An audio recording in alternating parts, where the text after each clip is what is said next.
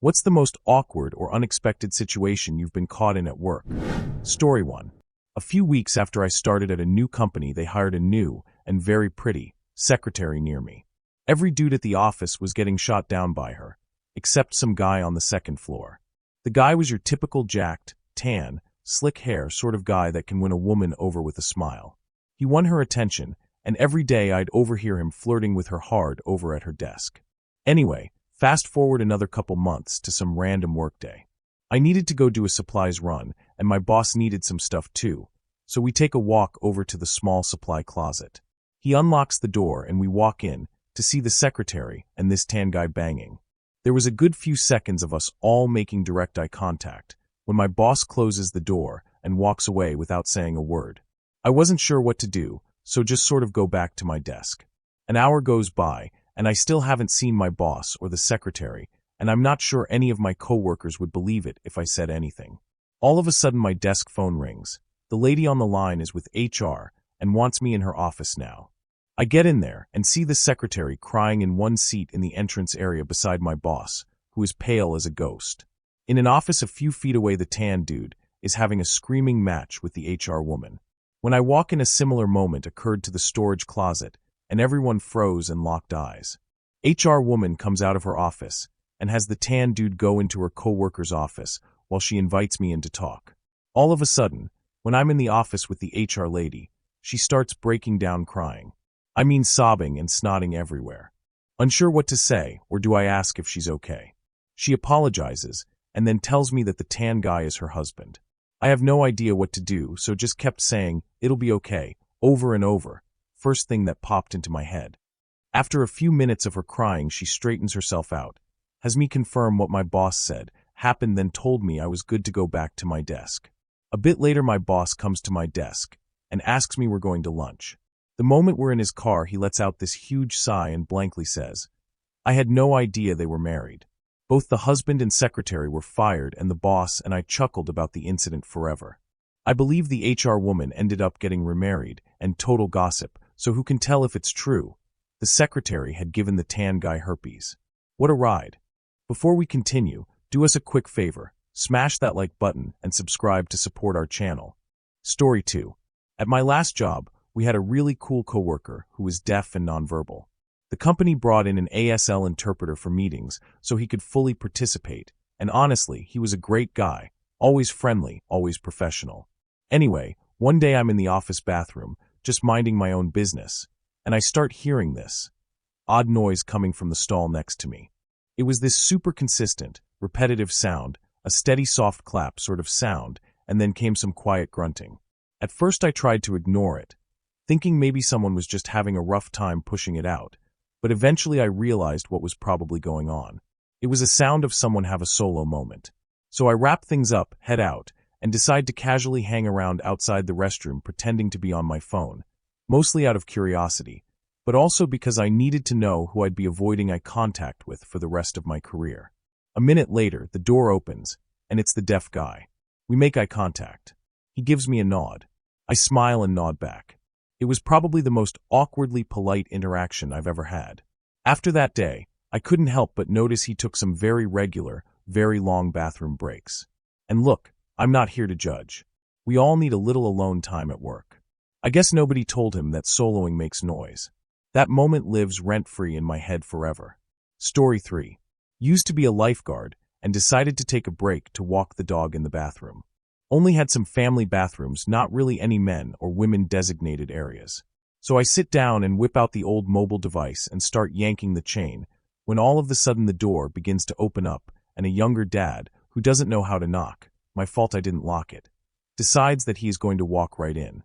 He then looks at me as I've got my flashlight in one hand and my phone in the other, and turns to his wife, who couldn't see me, and says, "Let's not use this one, it's pretty dirty." He backed out and closed the door. I have never felt so relieved, but so traumatized and a little mad. Mostly because he called me dirty. LOL. Story 4. This didn't happen to me directly, but to a former coworker. Let's call him Bob Smith. One day, Bob logged into a shared lab computer, opened Outlook to check his email, and then turned away to look at something on his phone while the inbox loaded. No big deal. except that our company's email filter apparently decided to take the day off. I walk into the lab, and on the giant Outlook preview pane, basically full screen, is this very inappropriate spam email. And I mean bold, all-caps subject line reads, "B.O.B. Smith, are you getting enough of big dongs?" And of course, this lovely email was accompanied by a picture showing exactly what they were talking about, just in case you were unsure. Something that would definitely not fly in a professional setting.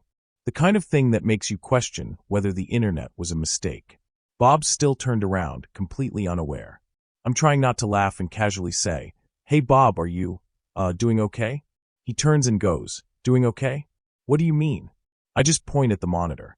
His face turns red instantly, and he practically dives for the keyboard to delete the email like it's a live grenade. From then on, the phrase, "Well, are you?" completely out of context, became a running joke between us. No one else ever really understood it, but it cracked us up every single time. Story 5. A little bit of backstory on this one. I have a Korn album on my phone. I'm not obsessed with it or anything, but sometimes the Wi-Fi goes out and I still want to get one out. The cover image for the album is a completely blank screen, and the title is "It Korn." Seriously, dude, don't click on this. I figured that title and the lack of a cover image would be enough to sate the curiosity of anyone snooping on my phone, so they wouldn't click on it. Now that you know this, into the story. So I was showing a coworker some pictures of a sunrise or something else cool I saw that morning, and he takes my phone to scroll through them. Then, when he gets to the end of them, he exits the album and starts looking at my other photos. At this point, I'm getting pretty nervous, but basically freeze up and don't know what to even say. I try to ask him to give me my phone back, but I can't even manage to choke out any words anymore. He looks through a couple of albums of relatively innocent stuff before seeing my good old Korn album. I'm embarrassed at this point, but I figure he'll just awkwardly give me back my phone and we'll pretend this never happened. Right? Wrong. I don't know the logic behind this, but he clicks on it, and in the split second before it loaded, his face had the look of, "Oh God, I just majorly messed up all over it." Right as he clicks, I manage to say, "Wait, don't," before he sees around 10 or 15 images that I don't want to describe in detail. I snatched my phone from him and nervously said, sorry, and took a bathroom break to catch my breath and get away from him. When I got back, he looked at me differently, but he didn't say anything about it, and we pretended it never happened. Story 6. This one didn't happen to me directly, but I got pulled in when things got complicated. One of our IT guys, who was assigned to support a regional office, kept getting a bunch of help requests from a particular employee in the clerical department. Nothing unusual at first, until the issues she reported started getting a little questionable. You know, things that didn't really require IT support. It became pretty clear she just wanted to see him. One day, he gets called to her cubicle, again, and when he arrives, she was waiting for him unclothed. He backed out immediately, flagged the situation, and put her on his internal, do not respond list until it could be sorted out properly. Then he called me because, understandably, he wasn't sure how to navigate it. Since she wasn't technically on my team, I escalated it to the regional director. And I couldn't resist opening that conversation with a bit of dry humor. "Hey, director's name. I've always supported casual Fridays, but don't you think No Pants Fridays might be pushing it a little?" The situation was taken seriously and handled professionally from there. And just to be clear, this wasn't about appearances, it was about conduct. That IT guy would have been just as disturbed no matter who it was. It wasn't the first or last time we saw something like that over the years. In fact, a few years later, we had a similar issue with the roles reversed, and the outcome was the same, a formal write-up and the employee leaving the company soon after. Also, just for context, this happened over 30 years ago. Workplace standards and the way we handle these kinds of incidents have come a long way since then, and for the better. Story 7. This one's not exactly NSFW, but it definitely qualifies as one of my most embarrassing on-the-job experiences. So, I'm at work, taking a quick break in the restroom, comfy on the bowl, just relaxing for a minute, scrolling on my phone, nothing unusual. I finish up, go to stand, and suddenly, bam, my back completely gives out. I mean, it felt like someone hit me in the spine with a baseball bat. I couldn't move. I was stuck, sitting there like a statue, trying to figure out how on earth I was going to escape this situation with any shred of dignity intact. It took me nearly an hour just to muster enough movement to finish up and get my pants up. Then another hour, yes, seriously, to slowly hobble into my boss's office and explain what happened. She was super understanding, thankfully, and told me to go get checked out. Long story short, that incident landed me in a month of physical therapy and therapeutic massage sessions. All because of what I now call the Great Bathroom Breakdown. Story 8. Back in the early 2000s, there was a prank floating around the internet. If you clicked it, a looping video of two guys going at it popped up on your screen, and the PC speaker squawked, "Hey everybody, I'm watching gay corn." That wasn't the worst of it. If you tried to close the browser, it spawned two more and kept spawning more if you closed those. I worked in IT and thought it was a hilarious prank, so I sent it to my supervisor in an email titled, "Important System Update." We always played practical jokes on each other, and this would have just been par for the course. Only problem is he thought it was legit and sent it to the whole floor. My horror when only a few moments later I hear it playing on one PC, then another. Almost everyone in the office had clicked the link. People panicked, turned off their systems, losing all their work. It was a huge shit show. Believe it or not, I never got fired and actually got promoted a year later. Story 9. So, my friend had a big interview lined up at a major hospital in Boston. She studied nutrition in college and was interviewing for a position on their dietetics team. Everything was going smoothly. She met with the interviewer, had a great conversation, and was offered a tour of the department she'd potentially be working in. She said yes, and off they went. The hospital was beautiful, but she noticed the interviewer seemed off. A little awkward, kind of distracted. She figured maybe it was just the interview winding down and tried to overcompensate by being extra cheerful and energetic, hoping to leave a good impression. Fast forward to the end of the tour, she's thanking the interviewer, saying goodbye, when they gently stop her and go, "By the way, love your sweater, but I think there's a piece of laundry stuck to the back." She turns around and sees it, a lacy black thong clinging to her back, static cling in full force. Apparently, it had been stuck there the entire time. She was mortified. Didn't get the job, but now she jokes that if she's ever in critical condition, do not take her to that hospital. She'd rather take her chances elsewhere. Story 10. So, this happened at a national sales meeting in Orlando. My company had just launched a new product, and we had around 200 sales reps, mostly in their 20s and 30s, all gathered for a week of intense presentations, training, and trying to impress upper management. It was a high-energy, high-pressure environment. Midweek, we finally got a bit of a break, a half-day off to relax. Naturally, everyone headed to the pool. The company generously offered a 2-drink limit on the tab, but let's just say not everyone stuck to that rule. The pool area was packed, young, ambitious salespeople letting off steam, laughing, enjoying the sun, and having a great time. That is, until things took a bit of a turn. A couple of co-workers, both well-known, both married but not to each other, started getting very cozy in the middle of the pool. We're talking full-on public PDA. At first, people didn't quite believe what they were seeing. Then it became clear that these two had completely forgotten they were surrounded by more than 100 of their colleagues. Little by little, one end of the pool starts to notice two people toward the center. A married fella getting intimate with another married female coworker while kissing right in front of more than 100 acquaintances at our company. Everyone starts to notice, and it gets quieter and quieter until a woman from HR, basically in Harry Potter style, appears to the pool entrance and quickly walks over to everyone to announce that we all have to close our tabs and go back to our rooms. The next day, everyone gets ready for our morning meetings and heads in. We find out through the old grapevine that these two reps, both in the top 5% of our company in terms of sales, were fired on the spot and flown right home that night. I hate to think what they told their spouses when they got home. Bottom line here, don't get too drunk at work meetings and cheat on your spouses in front of over 100 witnesses. Story 11. Not me, but a close friend. He worked as a vet tech, cleaning kennels, walking the dogs, changing bandages, etc. He was good friends with the boss lady, and she would bring her shepherd mix pups to stay in the kennel some weekends, especially if she was out of town or busy. One Sunday morning, he ran up to take care of the animals, and the pups were there. They loved to play, so, after cleaning and caring for the other animals, he went into their run and was tossing the ball and rough housing with these two dogs. One dog jumped on him from behind, and its paw slid into his front pocket, pulling down his pants. Right at this moment, with his pants around his ankles, one dog in front waiting and the other behind him, He realized that maybe today was not the day to go commando, especially as his boss walks in at that precise moment to see him, with her beloved puppers, hanging out in all his glory. He called me when he got home laughing and crying. His boss simply took the dogs and walked out without saying a word. Fortunately, it wasn't a rom-com movie, so he was able to explain the next day. Her only comment was, "Let's remember to wear underwear from now on, okay?" Story 12. I was tech support for a web hosting company. Call clicks off. Next call connects. I go through the motions of, "Thank you for calling blah blah, could I take your account number please?" I tap in the number. "And your name?"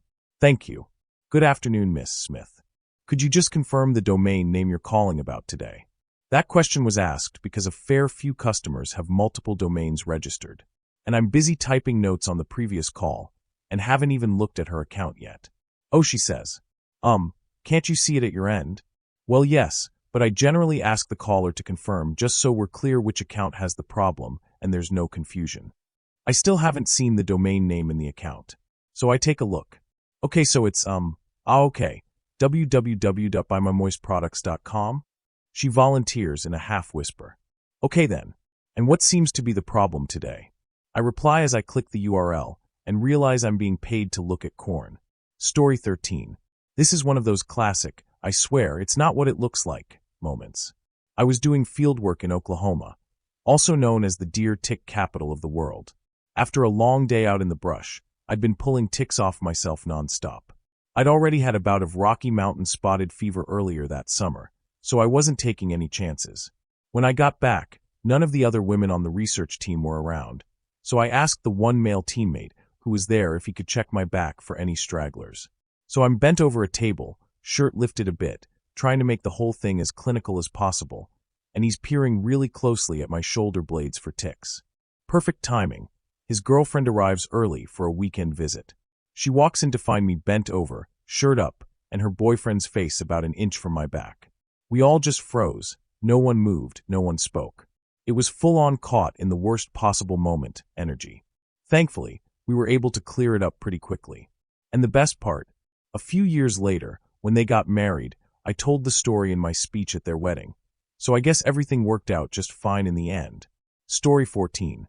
I've worked in IT for quite a while now, and one request that pops up more often than you'd think is data recovery from failed hard drives. I used to do data recovery professionally, so I usually know what I'm doing, and I almost always manage to get the data back. Whenever someone hands over a drive, I make a point to say, "Just so you're aware, I'll see everything that's on this drive." They usually nod and say, yeah, that's fine." But I'll look them in the eye and say, "Everything." And then pause. Every single thing. At that point, you can usually see them start mentally reviewing what might be lurking on that disk, trying to decide if old family photos are worth the trade-off of me potentially seeing. Well, they're personal stuff. And yes, over the years, I've definitely seen some things. There was the HR rep whose honeymoon video made an unexpected appearance, or the business owner who had me recover a drive only to discover a folder of personal photos belonging to his office manager, who also happened to be his daughter. That was a very delicate handoff. A girl in my office gave me an external drive to recover, then specifically told me to look for her unclothed folder, and encouraged me to browse it and to let her know my thoughts. Which I did. She's actually a quite talented boudoir photographer. At this point, I'd say about half the people I work with, I either know more about their private lives than they realize, or I've seen them in, let's just say, very casual settings. When I recover files, I transfer everything onto a fresh external drive and hand it off without commenting on what I found. If someone asks, "See anything weird in there?" I always smile and say, "Nope, looked pretty standard to me." In 14 years, I've only ever had one person hand me a drive that had absolutely zero personal content or questionable files. No odd folders, no late-night searches, nothing. Honestly, I was confused and a little impressed. Story 15. Got busted getting intimate with a serve in the wine/liquor storage room on the opening night of a new bar in town. I was working there only that night to ensure the bar ran smoothly. When I was done, I sat down next to a nice server. She and I talked about our jobs in the past and what would come of this place. We agreed that there'd be a lot of banging be done by the staff, and we started sharing our stories of intimacy at work/with people from work. At one point I mentioned who'd be the first people to get intimate in this place. She suggested it could be us, so we decided it should be us. We thought the liquor storage room would be the best place because it's in the staff area. You need a code to get into the staff area and another to access the booze room. So not many people would be able to enter and we'd hear them coming, or so we thought. One of the night managers enters, sees us, says, "I'm just here for vodka. Please don't knock over the shelves," and she left. All in all, a pretty cool experience. We had some beers after and had a laugh about our accomplishment. Story 16. A little over a decade ago, I was working as a quality assurance tester at Sony. Rather than slogging my way through unfinished video games, though, I was tasked with watching movies that had been released on Blu-ray, making sure that all of their various features functioned as expected when accessed on the PlayStation 3. While that might sound like an amazing job, it was actually less enjoyable than you'd think, both because I didn't get to choose what I watched, and because I'd have to endure repeated viewings for every subtitle track, alternate cut, and ill-conceived piece of commentary that was included on the discs. One day, I was assigned the movie Eyes Wide Shut. If you're unfamiliar with the film, here's what you need to know. Stanley Kubrick was, and still is, famed as being one of the most driven and detail-oriented directors to grace the silver screen. If anyone else had made Eyes Wide Shut, though, critics likely would have decried it as a filmmaker's excuse to surround themselves with dozens of unclothed women. There's a scene, for example, that's literally just Tom Cruise walking through a graphic scene. Each person involved is wearing a mask, but nothing else. Anyway, as with any of the films that I was assigned, I had to watch this one a half dozen times, at the very least, and given that my desk wasn't the most private of locations, my screen was completely visible to anyone who might happen to pass by. Word quickly got around that I was watching Korn, which prompted my supervisor to approach me from behind. "Max, what are you doing?" he asked. I kept my eyes glued to the screen, but held up the movie's case. "It's Eyes Wide Shut." "Oh." He stood there for a little while, staring, until the manager walked over. "What are you guys watching?" "Eyes Wide Shut," we both said. "Oh." Over the course of about 10 minutes, my desk was slowly surrounded by the entire management team, up to and including the department head. When the orgy scene finally finished, they all glanced around at each other, chuckled, then hurried off to focus on whatever work they had been neglecting. It was something of a relief for me, and not, as you might be thinking, because I didn't like having my superiors crowd around me, but because I had been seated with my head at crotch level for the entire showing. Like I said, I kept my eyes glued to the screen. Story 17. My old boss, who is married, has several kids, and lives a relatively successful life, used to have a shed that had an attic that was always locked. One day I was getting some fertilizer and mulch out of the shed, and I noticed the attic door was propped open. My boss was off the property, and I decided to sneak inside to take a peek. The moment I walked up the stairs, there were two massive panels of plywood that had cutouts of images from Playboys and collaged together to make a giant 5 by 20 corn wall. A little further down, he had like 2 magazine racks with literally hundreds of magazines and an entire cabinet filled with VHS tapes and DVDs. But here's where it gets weird. A few days later, my boss comes up to me, completely serious, and asks if I took one of his VHS tapes. I'm stunned. I play dumb, because obviously I didn't take anything, and honestly, I'm still trying to process the attic situation. He even calls my parents to report it. Luckily, they believed me, but it was incredibly awkward. 2 weeks go by. Then, surprise, the missing tape shows up. Turns out, his adult son had stopped by and borrowed it without saying anything. My boss ended up calling my parents to apologize for the mix-up, and everything was smoothed over. I ended up quitting not long after that. But the wildest part? It wasn't just that he had a private collection, it was how crafty he got with it. Like this guy had a desk up there, glue sticks, an X-Acto knife. It looked like an ongoing scrapbook project. I could totally picture him telling his wife, "Honey, I'll be in the shed working on, woodworking." TLDR, boss had a mysterious locked attic. I took a peek, found a carefully curated collection straight out of a vintage media museum. Got accused of swiping a VHS, but the real culprit was his son. Awkwardness all around. Story 18. Worked at an amusement park during college and was dating a fellow employee. Everyone dated everyone there. We would usually bang in my car after work at a secluded spot about 15 minutes away. However, she had to be home in a timely manner one night, so we didn't have time to go to the spot. Thus my young and adventurous self decided that we would probably be fine pulling in behind a shed next to the parking lot of Amusement Park. Turns out that it wasn't fine. Mid-action there was a knock on the window followed by a long pause as I feared the worst. Then the amusement park security guard then asked me to open the door, to which I said, "Can I please get ready first?" He chuckled as he said yes. Then we were put in the back of his car and driven back to the security office, where told on about the violation we committed. We were placed in separate rooms with no doors. Mine was the first room in the hallway.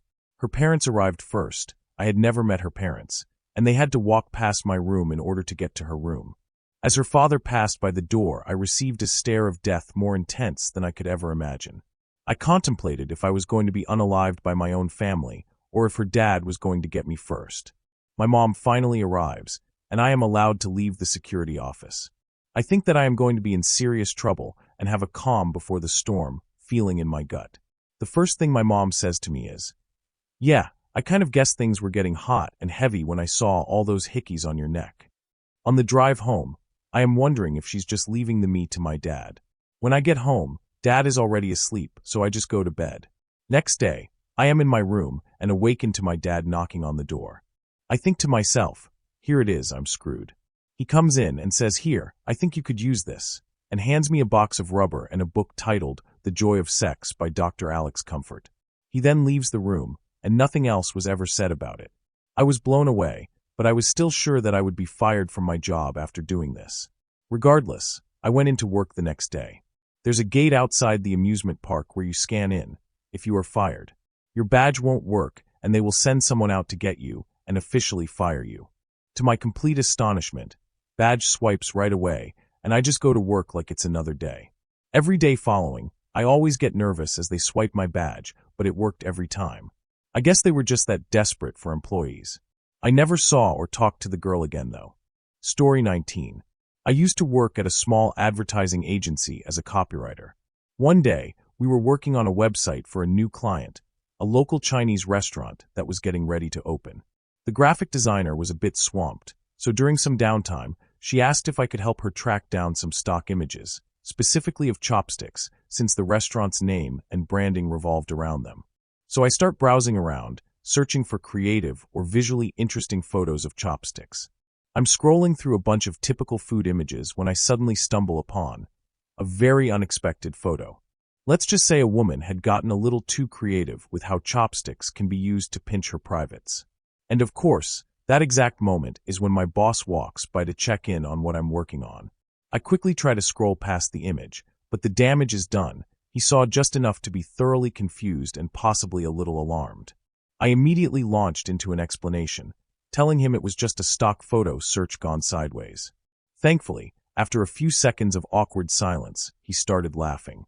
Once he realized it was just a very poorly timed fluke, and I wasn't watching corn at work. We both had a good laugh about it. Story 20. I was working a construction job and happened to spot this absolutely stunning woman walking down the street. I mean, legs for days, short skirt, low-cut blouse, the whole 9 yards. Naturally, I let my eyes follow her a little longer than I should have. Big mistake. In my distraction, I didn't notice the unsecured 2x for leaning up behind me. One gust of wind, or karma, later, bam, right to the back of the head. Knocked my hard hat clean off and sent me stumbling like I just stepped out of a bar at 2 a.m. I had to sit down and shake off the stars for a minute while the guys around me tried, and failed not to laugh. One of the foremen gave me a pat on the back and just said, "That's why we wear hard hats, son." Moral of the story. Stay focused on the job site, because gravity and lumber do not care about your thirst. Story 21. It was a quiet Sunday. Office closed, no one around, and my girlfriend and I were hanging out at my desk. Things got a little romantic. You know, one of those we've got the place to ourselves kind of vibes. All of a sudden, I hear the front door unlocking, about 20 meters from where we were. Immediate panic. She grabs the first thing she can, my shirt, throws it on, and ducks under the desk to get dressed. That leaves me, very much not ready for guests, to walk to the front door shirtless, where I come face to face with my boss. He takes one look at me, shirtless and flustered, and just gives me the biggest grin, trying his absolute best not to laugh. I ask him for a second, and he agrees, still grinning. About 2 minutes later, my girlfriend, now fully dressed, casually walks around the corner, and I have to do one of the most awkward introductions of my life. Boss, this is my girlfriend." He chuckled about it for a while, teased me here and there, but thankfully took it all in stride. What I never told him, though, was that some furniture in the office, specifically his desk, may never be the same. Let's just say, there were cheeky moments. Literally. Story 22. Back in the late 90s, early in my career, I worked at an online ad agency in Philly. It was the Wild West era of the internet, before safe search filters were a thing and way before Google had their act together. One of our clients was Dick's Sporting Goods. And if you've already guessed where this is going, you're probably right. Now, everyone on the team knew this unspoken rule. If you're searching for anything related to the client, you have to type out Dick's Sporting Goods in full. Because if you just typed Dick's, well, let's just say the internet had other ideas. We all learned that lesson the hard way, except for the new girl. Fresh out of school, super eager, and a little naive. One day, she was working on a client presentation and asked where she could find their logo. And without thinking, I jokingly shouted over the cubicle wall, "Just search Dick's. It's the first result." About 10 seconds later, we all hear her shout, "Oh my God!" The whole office burst into laughter. Well, almost the whole office. My boss's boss wasn't amused and decided it was time for a talk. We had a discussion about professionalism and not pranking coworkers. Was it the best idea? Maybe not. Do I regret it? Not a chance. I was at that job for 3 years, but I'll have that story forever. Story 23. I was at work. We were closed, and I was the only one still there. We close at 2 p.m., and sometimes delivery guys forget and still show up to drop off packages. I had just gone to the bathroom and put in a small vibrator, walked out, and the doorbell rang. Without thinking, I went to the front and opened the door. I kind of froze when the delivery guy walked in and started toward the back where they usually leave the packages, because I'm standing there and you can hear the buzzing. I had to follow him so that I could sign for the package once he dropped it off. I'm not sure if he heard it buzzing, but it was super quiet in there with no one around, so I'm fairly certain he did. What makes this worse is that I'm the regional director, so if he mentioned it to anyone else the next time he delivered, he would be mentioning it to my direct reports. No one ever said anything to me about it. Another time, I was texting my boyfriend and one of my employees at the same time. I messaged my boyfriend telling him, "I really need some of you." A couple of hours later, he hadn't responded to that particular message, so I looked at my messages to be sure I sent it, and noticed it wasn't in my message history with him. Sudden realization hits, so I checked my texts with my employee, and I was shaking. I had sent it to her. I immediately sent her an apology message, and she responded back saying that she and her wife were at Kohl's when she got the message, and that she busted out laughing and decided not to respond, but to let me figure it out on my own, that I had messed up. Good thing she's a lesbian and not a male employee, or that could have been very bad. Story 24. 2 jobs ago, there was an assistant director in my division who was known for being absolutely incompetent and useless. Let's call her Jill. Jill couldn't have done the job of her direct reports with any amount of training. Naturally, the rest of us joked about how she kept her job. Realistically, it was probably because she managed the division budget and kept costs low, which meant our raises either sucked or were non-existent, and buying new hardware/software to better perform our jobs was extremely difficult. So, Jill was pretty universally reviled. Naturally, everyone joked that she got her position not because of her budgeting brilliance, but because she'd simply outlasted the building. A few of us used to, lightheartedly, speculate that she'd been with the company so long, she probably helped lay the foundation, maybe even convinced the execs with a bit of strategic charm. If you catch my drift. Every time she made a call that rubbed people the wrong way, which was often, we'd come up with some outlandish backstory about how she negotiated her way into power. Fast forward to the holiday season of 2008. The company had a surprisingly good year. Its business actually benefited from the downturn and had announced a big Christmas party for the whole company, thousands, at a conference center in town. It was a big to-do, with open bars, huge meat carving stations, seafood buffets, and an army of wait staff walking around with champagne and petit fours platters. Big cash and prize giveaways running over $1 million total value, HR bragged on the flyer. 3 live bands and a DJ in separate ballrooms, and the main stage was a well-known country act. So with all of that, The C-level guys wanted a chance to address the crowd to drunkenly puff up themselves and the company, and took to the main stage during the band's set break. It was pretty late, and everyone was toasted. They'd already had last call, so everyone could start sobering up for the drive home. Now, before I get to the incident, a little backstory. The CFO was not at our party. He was in New York. Our company was in the Southwest, partying with and circle in the financial realm. Despite this, he wanted to be the one to brag to the crowd at the party about the financial numbers. Another part of my division managed video production and conferencing, and they were asked to make this possible. They recommended he pre-record a video and have it played at the party, but he insisted that they make it happen live with two-way audio and video, like they do on CNN. To make a long story less long, they miraculously got the budget approved, via Jill, who with some other directors were accompanying the CFO in New York, to hire a local company in New York to set up the monitor, camera, and sound in the CFO's hotel suite. On our end, our guys set up a theater-sized projection screen and made the audio portion work with the onstage PA.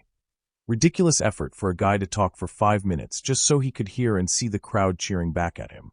So, as many people as can be packed into the main ballroom are gathered, and the CEO gives his pep talk, all these new clients, woohoo. Followed by the CIO, successful security initiatives, yay. Then at the prearranged time, our guys get the go-ahead to turn on the feed to the CFO's hotel suite. The next few things happened extremely quickly, but it's forever burned in my memory.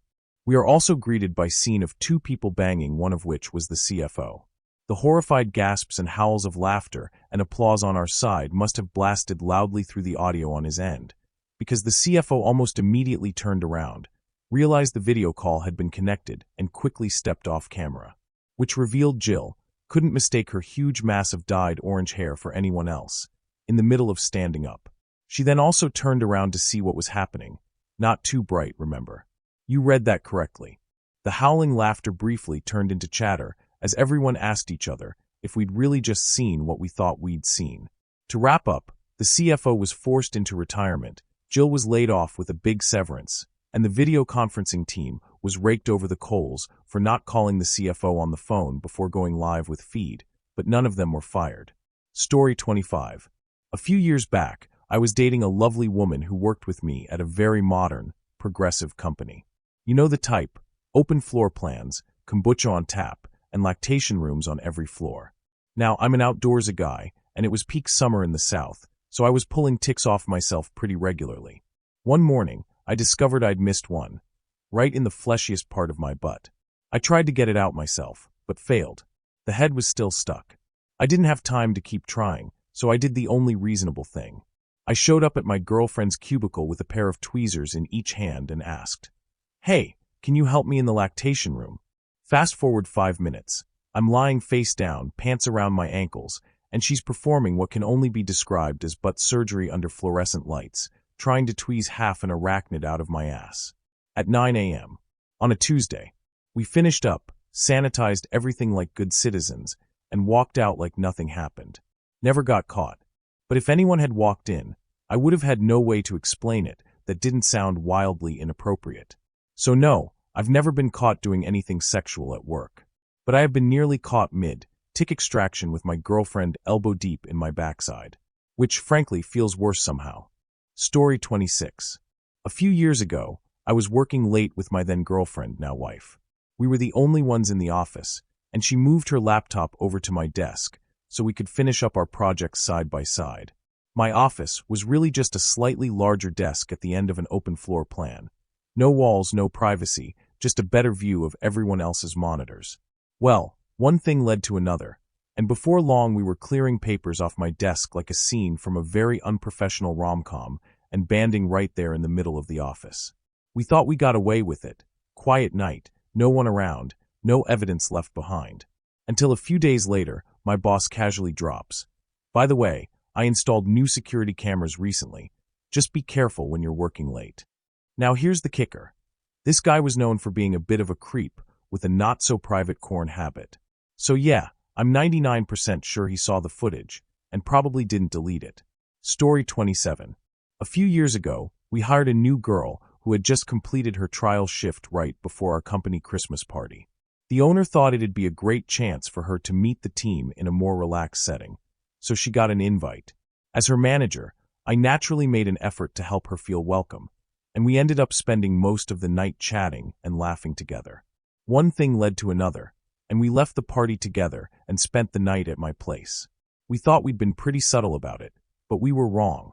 Turns out, our tipsy exit was not nearly as discreet as we assumed, and by the next day, word had definitely gotten around. She was understandably mortified when she realized everyone knew, but I reassured her that it would blow over quickly, and more importantly, that I would treat her no differently than any other team member. And that's exactly what happened. She stayed with the company for another 2 years, did a fantastic job, and eventually moved back to the US. We look back on it now as just a wild beginning to what turned out to be a great working relationship. Story 28. I had joined a new job along with my, now ex, GF back in 2010. We were part of a 20-strong batch of new employees undergoing a month-long training session. We had multiple trainers, but one of them was especially cute and bubbly. Let's call her Elle. The training room was a large rectangular room with 10 computers along the 2 longer walls. It had a whiteboard/projector screen in the front with a floor-to-ceiling curtained glass panel as the last wall. My GF would always sit in the front, and I preferred sitting at the last computer in the right-hand row. I was kind of smitten by her because she would always have a smile on whenever it was my turn for a presentation or to give an answer. One day, we were going through a long instructional video in the darkened training room. Everyone was struggling to stay awake after 15 minutes into the hour-long corporate video. Elle was standing to the side near the screen, but as she did not have a chair to sit on, she walked to the back of the room and stood beside my chair with her back resting against the wall. A couple of minutes later, I feel someone brushing my hair. I used hard, styling gel for my then short hair. I quickly turned my head around and saw her smiling at me as she touched my hair. Before I could react more, Elle said something to the effect of nice hair and smiled at me. I turned around and pretended to watch the video as Elle continued to run her fingers through my hair. It was an immense turned-on moment, and I was glad the room was dark and my GF hadn't bothered to turn around. Story 29. I work in unemployment services, and part of our job involves documenting why individuals were terminated from their previous jobs. You'd be surprised how often that involves inappropriate internet usage, including, yes, watching porn at work. When employers file a claim, we sometimes have to include screenshots to support the case, which means we end up sending interesting images to the state from time to time. Our system is ancient. It freezes constantly, usually at the worst possible moment. One day, a coworker sent me a case they were working on that involved spicy content. Just as I opened the file, the system froze. And of course, it froze on the most graphic image possible.